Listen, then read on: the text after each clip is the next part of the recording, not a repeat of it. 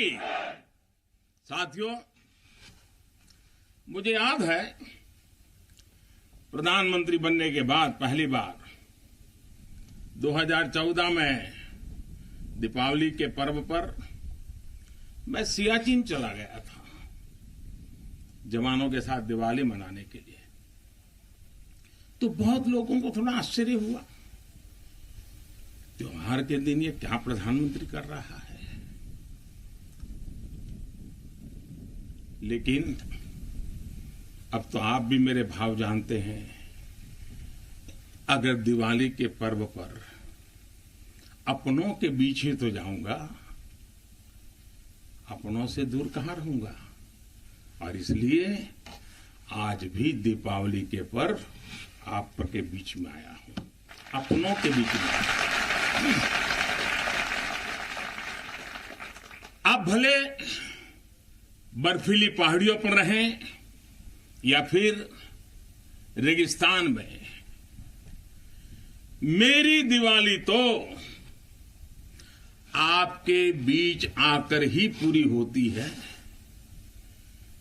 आपके चेहरों की रौनक देखता हूं, आपके चेहरे की खुशियां देखता हूं, तो मुझे भी अनेक गुना खुशी हो जाती है, मेरी खुशी बढ़ जाती है। इसी खुशी के लिए, देशवासियों के उल्लास को आप तक पहुंचाने के लिए आज मैं फिर एक बार इस रेगिस्तान में आपके बीच में आया हूं। और एक बात आपके लिए, मैं त्योहार का दिन है तो थोड़ी सी मिठाई भी लेके आया हूं। लेकिन ये सिर्फ देश का प्रधानमंत्री मिठाई लेके नहीं आया है। ये मेरी ही नहीं, ये सभी देशवासियों के प्रेम और अपनेपन का स्वाद भी उसके साथ लेकर के आया हूं। इन मिठाइयों में आप देश की हर मां के हाथ की मिठास अनुभव कर सकते हैं। इस मिठाई में आप हर भाई बहन और पिता के आशीर्वाद को महसूस कर सकते हैं। और इसलिए मैं आपके बीच अकेला नहीं आता, मैं अपने साथ देश का आपके प्रति प्रेम, आपके प्रति स्नेह और आपके लिए आशीर्वाद भी साथ लेकर के आता हूं। और साथियों, आज यहां लोंगेवाला की एक्सपोज पर तो देश भर की नजरें भी आप पर है। मां भारती के लाडलों, मेरी इन बेटियां, मेरे देश की गौरव देने वाली बेटियां जो मेरे सामने बैठी हैं, उन पर देश की नजर है। मुझे लगता है कि देश की सरहद पर अगर किसी एक पोस्ट का नाम देश के सबसे ज्यादा लोगों को याद होगा, अनेक पीढ़ियों को याद होगा, तो उस पोस्ट का नाम है लोंगेवाला पोस्ट। हर किसी की जुबान पर है। एक ऐसी पोस्ट जहां गर्मियों में तापमान 50 डिग्री को छूता है, तो सर्दियों में शून्य से नीचे चला जाता है। और मई जून में ये बालू जिस प्रकार से आती हैं, एक दूसरे का चेहरा भी नहीं देख पाते। इस पोस्ट पर आपके साथियों ने शौर्य की एक ऐसी गाथा लिख दी है, हर भारतीय के दिल को जोश से भर देती है। लोंगेवाला का नाम लेते ही हृदय की गहराई से, मन मंदिर से यही प्रकट होता है, जो बोले सो निहाल, सत श्री अकाल। ये जयकारा कानों में गूंजने लगता है। साथियों, जब भी सैन्य कुशलता के इतिहास के बारे में लिखा पढ़ा जाएगा, जब सैन्य पराक्रम की चर्चा होगी, तो बैटल ऑफ लोंगेवाला को जरूर याद किया जाएगा।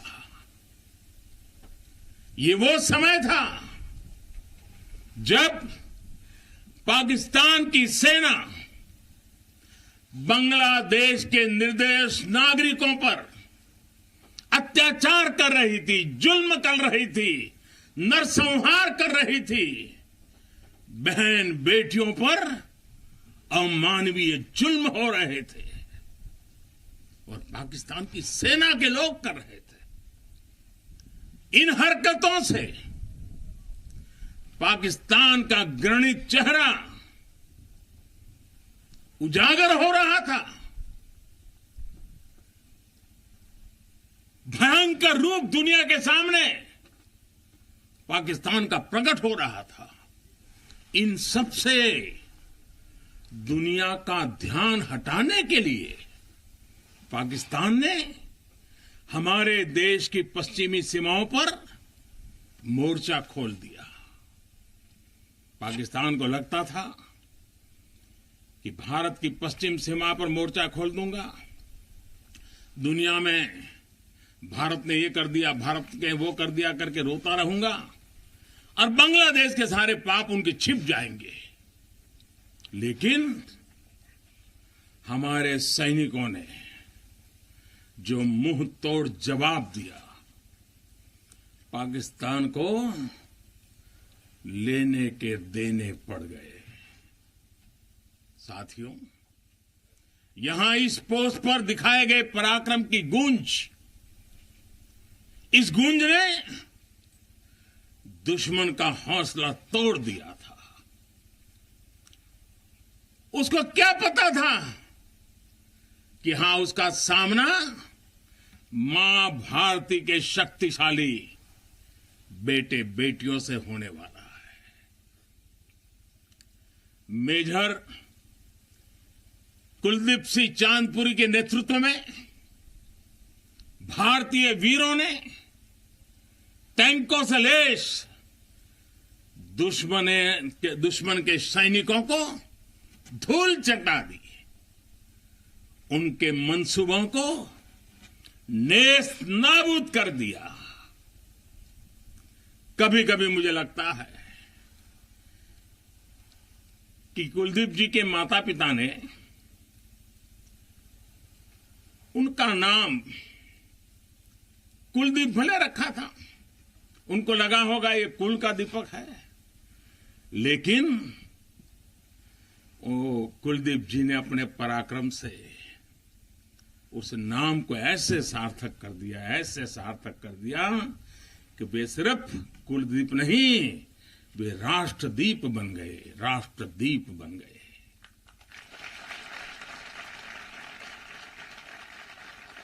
साथियों, लोंगेवाला का वो ऐतिहासिक युद्ध भारतीय सैन्य बल के शौर्य का प्रतीक तो है ही।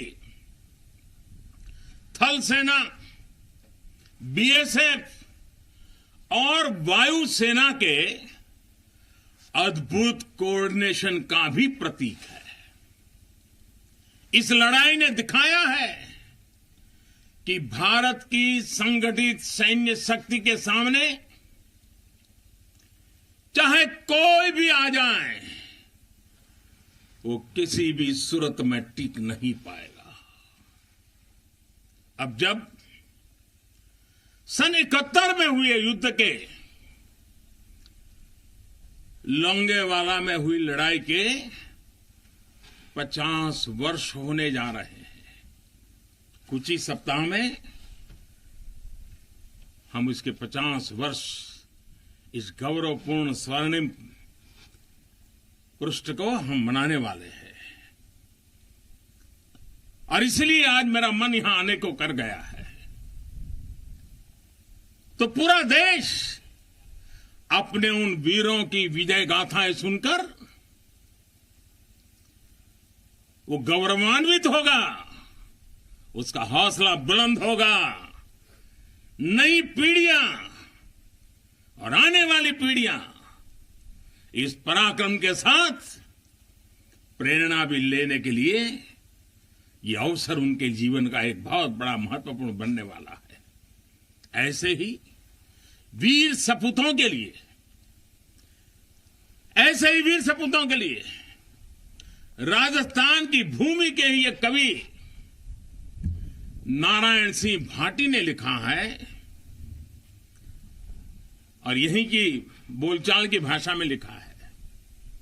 उन्होंने लिखा है, इन जैसे घर इन जैसे गगन, इन जैसे घर इन जैसे गगन, इन जैसे सह इतिहास, इन जैसी सह पीढ़ियां, पाची तणे प्रकाश, प्राची तणे प्रकाश। यानी अपने वीर सपूतों के बलिदानों पर ये धरती गर्व करती है, आसमान गर्व करता है और संपूर्ण इतिहास गर्व करता है।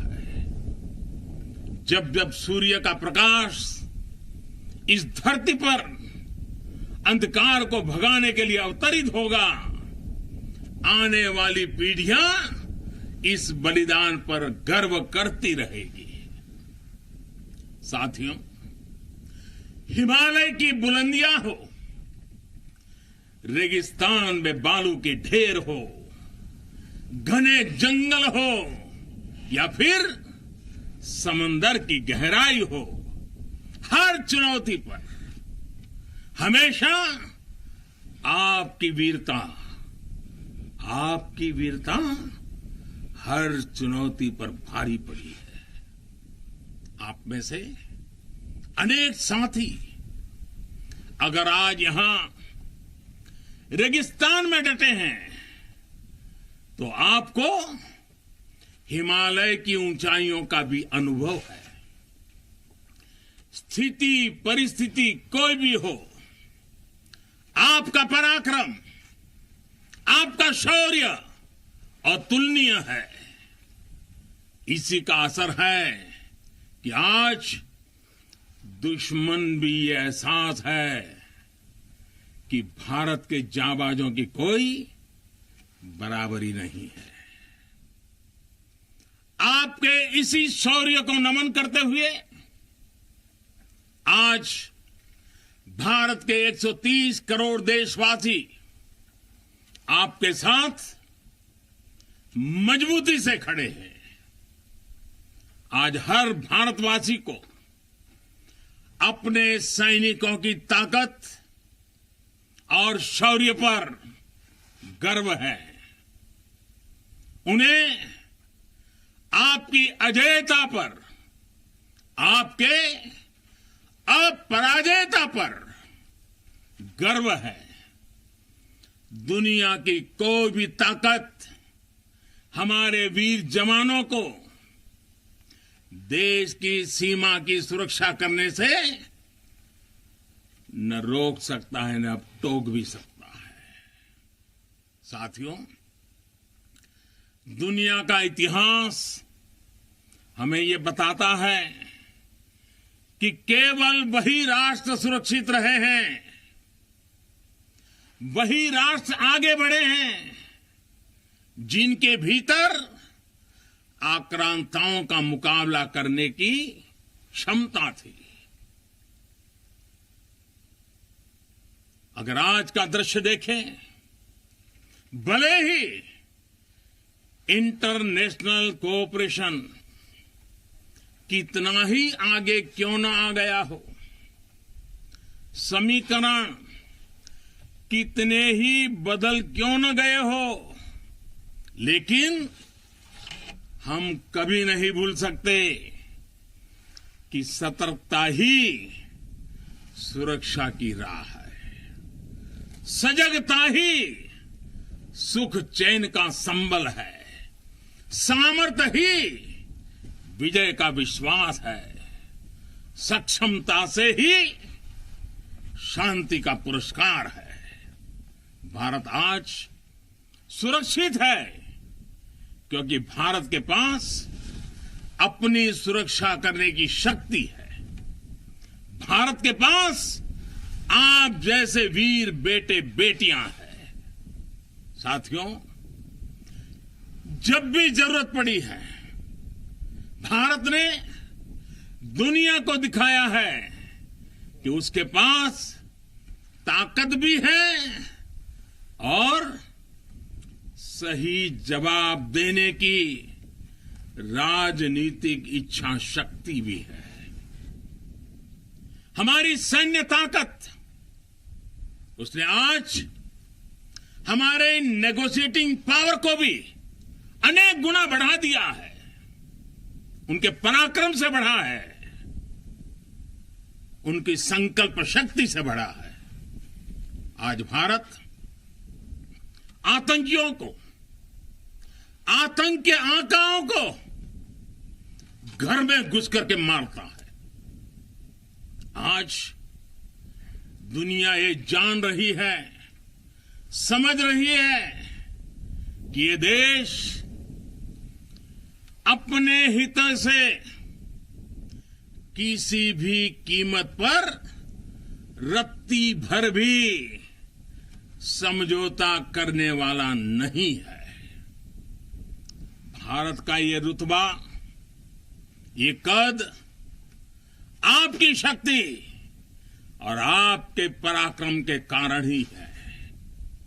आपने देश को सुरक्षित किया हुआ है, इसलिए आज भारत वैश्विक मंचों पर प्रखरता के साथ अपनी बात रखता है। साथियों, आज पूरा विश्व विस्तारवादी ताकतों से परेशान है। विस्तारवाद एक तरह से मानसिक विकृति है और 18वीं शताब्दी की सोच को दर्शाता है। इस सोच के खिलाफ भी भारत प्रखर आवाज बढ़ रहा है। साथियों, आज भारत बहुत तेजी के साथ अपने डिफेंस सेक्टर को आत्मनिर्भर बनाने की तरफ बहुत तेजी से कदम उठा रहा है, आगे बढ़ रहा है। हाल ही में हमारी सेनाओं ने निर्णय लिया है कि वो 100 से ज्यादा अलग अलग प्रकार की जो आवश्यकताएं, खासकर हथियार और साजो सामान, उसको अब विदेशों से नहीं लेंगे, भारत में उत्पाद की हुई चीजें ही लेंगे। यहीं का उत्पाद और उसके लिए जो आवश्यक होगा करेंगे। ये निर्णय छोटा नहीं है। इसके लिए सीने में बहुत बड़ा दम लगता है, अपने जवानों पर विश्वास लगता है। मैं आज इस मौके पर और त्याग और तपस्या की एक महत्वपूर्ण भूमि से मैं अपनी सेनाओं को उनके इस महत्वपूर्ण फैसले के लिए बहुत बहुत बधाई देता हूं। ये निर्णय छोटा नहीं, मैं जानता हूं। फैसला सेना ने लिया, आत्मनिर्भर भारत का एक बहुत बड़ा हौसला बढ़ाने वाला निर्णय लिया। लेकिन सेना के इस फैसले से देशवासियों में भी, 130 करोड़ देशवासियों में ऐसा मैसेज चला गया, सब दूर चला गया। और वो मैसेज क्या गया? लोकल के लिए वोकल होने का। सेना के एक निर्णय ने 130 करोड़ देशवासियों को लोकल के लिए वोकल होने की प्रेरणा दी। मैं आज देश के नौजवानों से, देश की सेनाओं से, सुरक्षा बलों से, पैरामेडिकल फोर्सेस से एक के बाद एक इस प्रकार निर्णयों के अनुकूल भारत में भी मेरे देश के युवा ऐसी ऐसी चीजों का निर्माण करेंगे, ऐसी ऐसी चीजें बना करके लाएंगे, हमारे सेना के जवानों की, हमारे सुरक्षा बल के जवानों की ताकत भी बढ़ेगी। हाल के दिनों में अनेक स्टार्टअप्स सेनाओं की जरूरतों को पूरा करने के लिए आगे आए हैं। डिफेंस सेक्टर में नौजवानों के नए स्टार्टअप्स देश को आत्मनिर्भरता के मामले में और तेजी से आगे ले जाएंगे। साथियों, रक्षा क्षेत्र में आत्मनिर्भर भारत देश के बढ़ते हुए सामर्थ्य का लक्ष्य है। सरहद पर शांति। आज भारत की रणनीति साफ है, भारत की रणनीति स्पष्ट है। आज का भारत समझने और समझाने की नीति पर विश्वास करता है, समझने की भी और समझाने की भी। लेकिन अगर हमें आजमाने की कोशिश की फिर तो जवाब भी उतना ही प्रचंड मिलेगा। साथियों, देश की अखंडता देशवासियों की एकता पर निर्भर करती है। शांति, एकता, सद्भावना देश के भीतर देश की अखंडता को ऊर्जा देती है। सीमा की सुरक्षा सुरक्षा बलों की शक्ति के साथ जुड़ी है। सीमा पर हमारे जाबाजों का हौसला बुलंद रहे, उनका मनोबल आसमान से भी ऊंचा रहे, इसलिए उनकी हर आवश्यकता, हर जरूरत आज देश की सर्वोच्च प्राथमिकताओं में है। उनके परिवार की देखभाल ये देश का दायित्व है। बीते समय में सैनिकों के बच्चों की शिक्षा और रोजगार को लेकर भी अनेक फैसले लिए गए हैं। पिछले वर्ष जब मैंने दूसरी बार शपथ ली थी, मेरा पहला फैसला ही शहीदों के बच्चों की शिक्षा से जुड़ा हुआ था। इसके तहत नेशनल डिफेंस फंड के अंतर्गत मिलने वाली स्कॉलरशिप को बढ़ाया गया है। साथियों, सुविधा के साथ साथ वीरों के सम्मान के लिए भी देश में अभूतपूर्व प्रयास चल रहे हैं। नेशनल वॉर मेमोरियल, राष्ट्रीय समर स्मारक, या फिर नेशनल पुलिस मेमोरियल हो, ये दोनों स्मारक देश के शौर्य के सर्वोच्च प्रतीक बनकर देशवासियों को, हमारी नई पीढ़ी को प्रेरित कर रहे हैं। साथियों, मुश्किल चुनौतियों के बीच आपका व्यवहार, आपका टीम वर्क देश को हर मोर्चे पर इसी जज्बे के साथ लड़ने की सीख देता है। आज देश इसी भावना से कोरोना जैसी महामारी के खिलाफ भी जंग लड़ रहा है। देश के हजारों डॉक्टर्स, नर्सिस, हेल्पर्स और सपोर्ट स्टाफ दिन रात बिना रुके, बिना थके काम कर रहे हैं।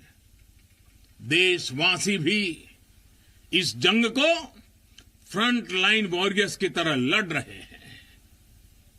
इतने महीनों से हमारे देशवासी पूरे अनुशासन का पालन कर रहे हैं, मास्क जैसी सावधानियों का पालन कर रहे हैं और अपने और अपनों के जीवन की भी रक्षा कर रहे हैं। लेकिन हमें यह भी एहसास है कि अगर हमें मास्क पहनने में ही इतनी तकलीफ होती है तो आपके लिए ये सुरक्षा जैकेट्स न जाने आपके शरीर पर कितनी चीजें आपको लादनी पड़ती है। इतना सब कुछ पहनना कितना कठिन होता होगा। आपके इस त्याग से देश अनुशासन भी सीख रहा है और सेवा धर्म का पालन भी कर रहा है। साथियों, सीमा पर रहकर आप जो त्याग करते हैं, तपस्या करते हैं, वो देश में एक विश्वास का वातावरण बनाता है। हर हिंदुस्तानी के अंदर एक नया कॉन्फिडेंस लेवल आता है। एक विश्वास होता है कि मिलकर बड़ी से बड़ी चुनौती का मुकाबला किया जा सकता है। आपसे मिली इसी प्रेरणा से देश महामारी के इस कठिन समय में अपने हर नागरिक के जीवन की रक्षा में जुटा हुआ है। इतने महीनों से देश अपने 80 करोड़ से ज्यादा नागरिकों के भोजन की व्यवस्था कर रहा है, लेकिन इसके साथ ही देश अर्थव्यवस्था को फिर से एक बार गति देने का भी पूरे हौसले से प्रयास कर रहा है। देशवासियों के इसी हौसले का परिणाम है कि आज कई सेक्टर्स में फिर से रिकॉर्ड रिकवरी और ग्रोथ दिख रहा है। ये अलग अलग प्रकार की सब लड़ाइयां, ये सब सफलताएं, इनका श्रेय सीमा पर डटे हमारे जवानों को जाता है, आपको जाता है। साथियों, हर बार, हर त्योहार में जब भी मैं आपके बीच आता हूं, जितना समय आप सबके बीच बिताता हूं, जितना आपके सुख दुख में शामिल होता हूं, राष्ट्र रक्षा का, राष्ट्र सेवा का मेरा संकल्प उतना ही मजबूत होता है।